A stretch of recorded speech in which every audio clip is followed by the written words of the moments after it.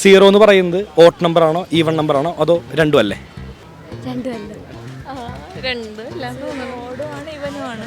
രണ്ടുമല്ല.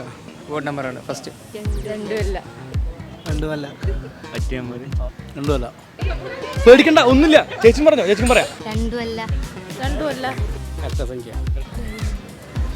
ഇത് വെച്ചിട്ട് ഉത്തരം പറഞ്ഞിട്ടില്ലെങ്കിൽ അതിൻ്റെ ഒരു മജ വേണ്ടല്ലോ. രണ്ടുമല്ല.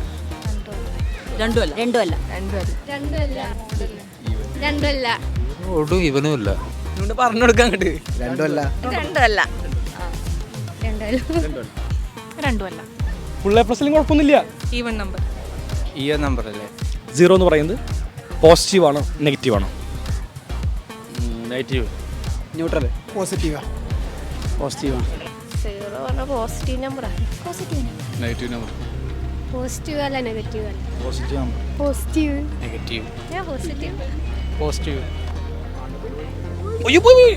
ഞാൻ കാരണല്ല കേട്ടോ. സീറോ എന്ന് പറയുന്നത് ഒരു ഓട്ട് നമ്പർ ആണോ ഈവൺ നമ്പർ ആണോ അതോ രണ്ടുമല്ലേ? സംഖ്യ. സീറോ ഒന്നുകൂടി ഒരു ചോദ്യം കൂടി.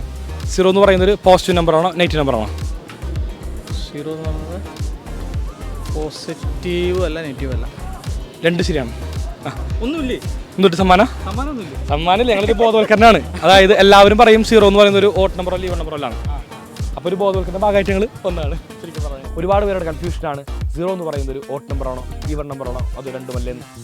നമുക്ക് കൃത്യമായിട്ടൊരു ഈവൺ നമ്പറിൻ്റെ മാത്തമാറ്റിക്കൽ ഡെഫിനിഷൻ പരിശോധിക്കാം.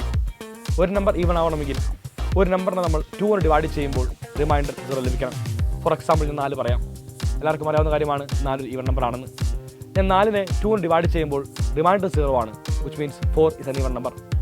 ഇതുപോലെ തന്നെയാണ് എനിക്ക് എന്ത് 0ൻ്റെ കേസും വരുന്നത്. ഞാൻ 0നെ 2 കൊണ്ട് ഡിവൈഡ് ചെയ്യുമ്പോൾ എനിക്ക് എൻ്റെ റിമൈൻഡർ ലഭിക്കുന്നത് 0 തന്നെയാണ്, which means 0 is an even number. നമുക്ക് ഇതുപോലെയുള്ള ഇൻട്രസ്റ്റ് വീഡിയോസുമായിട്ട് വീണ്ടും കണ്ടുമുട്ടാം. Till bye all. Thank you and signing off from Xylem Learning.